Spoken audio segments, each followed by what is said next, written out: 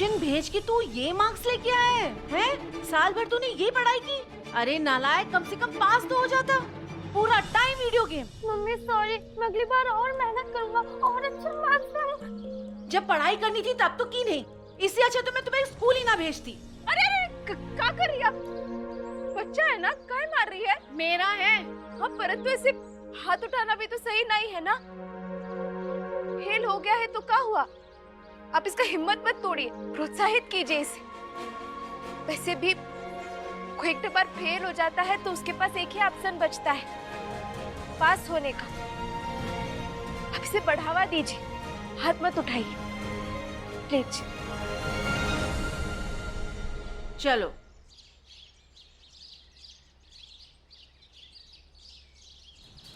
पूर्वक ये हम क्या कर रहे थे?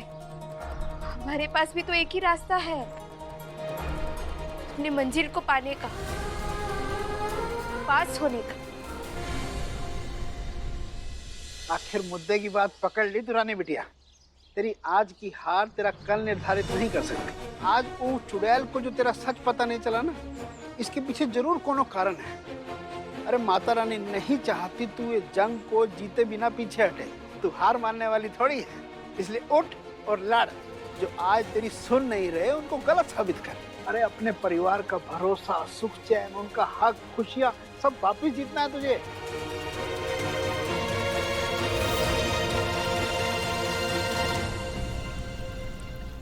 शांत हो जा माँ, बैठ। अरे बैठ जा आराम से।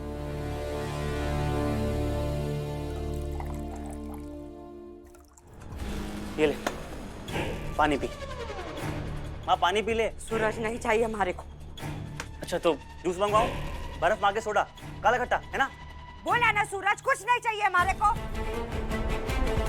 माँ मेरी बात मानना, राधिका आ जाएगी। वो जरूर किसी कॉलेज के काम में फंस गई होगी, मैं जानता हूँ। और वैसे भी उसे बहुत सारे काम रहते हैं ना माँ, पढ़ाई भी करती है ना साथ में। और आज उसका एग्जाम भी था माँ, उसने मुझे बताया था।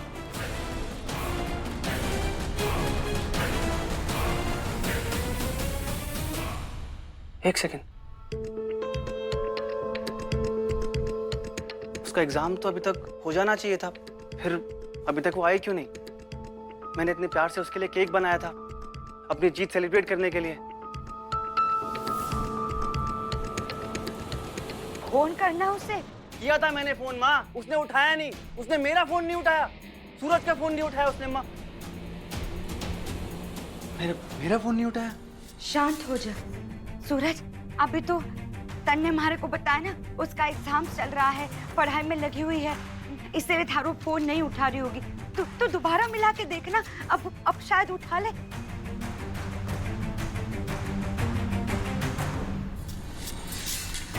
कहाँ गई ये मास्टरनी? रजिस्टर ऑफिस के बाद से गायब हैं।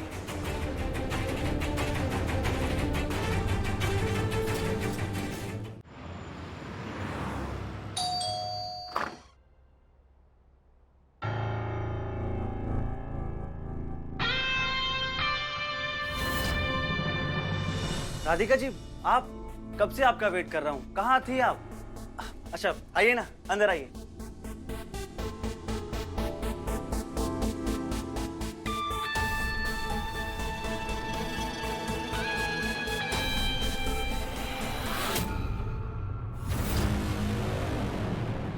आ गई छोरी, शक्ल दिखाने को मारे को। अब बोल, मारो फोन क्यों को नहीं उठायो? चीपू, मारो लागे सिर्फ परेशान हो रखा था, कभी इधर कभी उधर कभी इधर। क्यों सता है उसको, जब तने अच्छे से पता है कि उसको किसी का इंतजार करना बिल्कुल पसंद को नहीं। चीपू हम। हाँ, क्यों तंग कर रही है राधिका जी को? वो जरूर किसी काम में फंस गई होगी, है ना? लेकिन अब तो आ गई है ना, बस फिर। लेकिन सूरज अभी तो तू। माँ अभी तो राधिका जी आ गई है ना, तो मैं खुश हूँ। राधिका जी के आने के बाद मैं बहुत खुश हूँ। राधिका जी आइए चलते हैं, पढ़ाई शुरू करते हैं। एक मिनट,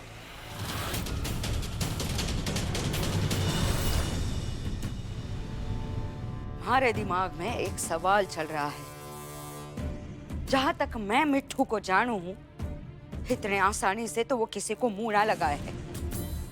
एक नंबर की नकचड़ी है और घमंड भी है। तुम्हारी बहन ना, पर थारे साथ वो वो जमीन के कारण काहे कि हमने वो सौदा आपको दे दिया ना, तो बहुत ही ज्यादा चिढ़ गई है हमसे।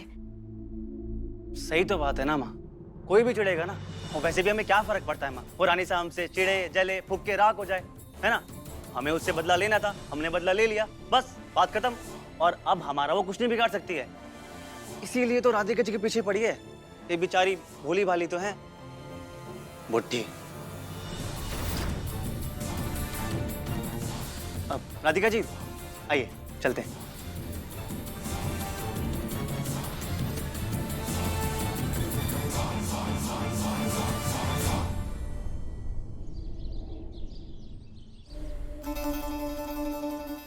इतने टाइम तक हमारी आंखों में धूल झोंकती रही है रानी, और हमें पता तक नहीं चला। ऐसे जाहिल गवार लोग ना मौके के लायक नहीं होते। मुझे तो कंफ्यूजन हो रहा है कि भाभी साहब ऐसा क्यों कर रही हैं? अगर हमें सही टाइम पर पता बस कीजिए रानी साहब। रानी के खिलाफ एक और शब्द नहीं सुनना चाहता मैं। उनके तरीके भले ही गलत हो, लेकिन उनके इरादे नहीं। उन्होंने जो कुछ भी किया है हम सब के लिए किया है, इस परिवार के लिए किया है। उनके मन में हमारे लिए जो प्यार है उसके लिए किया है। अरे उन लोगों से अकेले भिड़ गई वो, ताकि हम सबको खुश देख सके। अब जानते हैं इस परिवार के लिए कितना कुछ किया उन्होंने, उसके बाद भी आपको लगता है कि वो हम सबको धोखा दे रही थी? जितनी हिम्मत उन्होंने दिखाई है ना, वो हम सबके बस की बात है ही नहीं। लेकिन वीर, रानी साहब प्लीज, सवाल नहीं कर रहा हूं मैं आपसे। पता है प्रॉब्लम क्या है रानी साहब? आपके मन में इंसान की एक छोटी सी भी गलती ना उसके सारे अच्छे कामों पर, उसके सारे इरादों पर पर्दा डाल देती है। लेकिन मैं ऐसा नहीं हूं। ये क्या चल रहा है यहाँ? झगड़ रहे हैं ये लोग। नहीं नहीं नहीं, रानी से अपनी बहू रानी से नाराज है लगता है।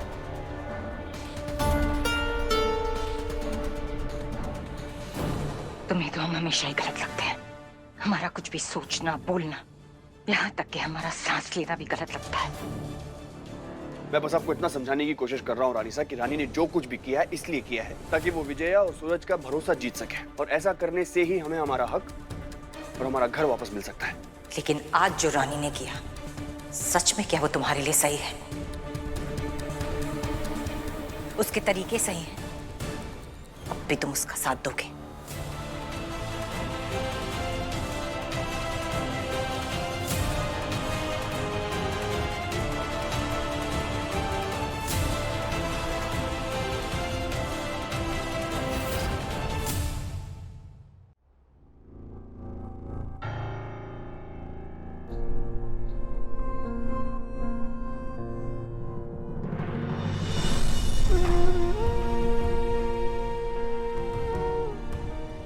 आपको पर भरोसा है ना? खुद से भी ज्यादा।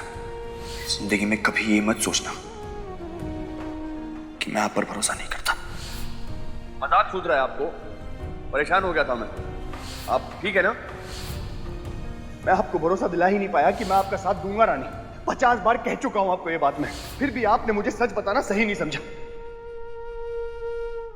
सारे संसार की नाराजगी बर्दाश्त है हमें डॉक्टर साहब, परंतु आपकी नहीं। माफ कीजिएगा, इस बार फेल हो गए अपने प्लान में, लेकिन दूसरी बार ना ही हारेंगे और आपकी सारी शिकायतें भी दूर कर देंगे।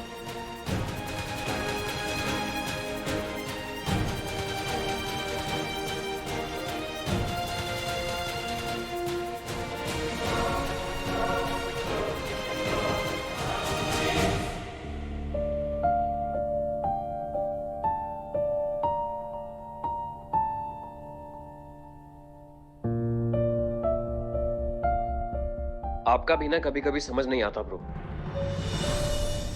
अभी आकर हमें डांट दिया आपने भाभी साहब के लिए। मतलब एक तरफ आप भाभी साहब का इतना साथ देते हैं, उनको सपोर्ट करते हैं, और दूसरी तरफ उनसे नाराज भी होते हैं। क्या सोच रहे हैं ब्रो? आपको भाभी साहब पर डाउट है? रानी पर शक? चांस ही नहीं है विक्रम, एक सेकंड के लिए भी नहीं। तो फिर प्रॉब्लम क्या है ब्रो? विक्रम, वो विजय और उसका बेटा सूरज, वो लोग ठीक नहीं है।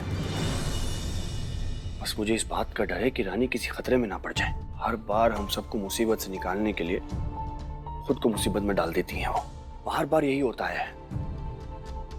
अब मुझे ये समझ नहीं आ रहा कि मैं क्या करूं। उन पर भरोसा करूं, उन्हें ये सब करने से रोकूं, कर रहे दोनों जो करना है। I just don't understand. देखिए ब्रो, जितना मैं भाभी साहब को जानता हूं ना, तो वो आपके रोकने से तो नहीं रुकने वाले। सो बेहतर यही होगा कि आप उनका साथ दें। अब जब उन्होंने लड़ने का फैसला कर ही लिया है तो फिर वो मौसा जी क्या कहते हैं, सेनापति बन जाइए ना। सोचिए एक बार।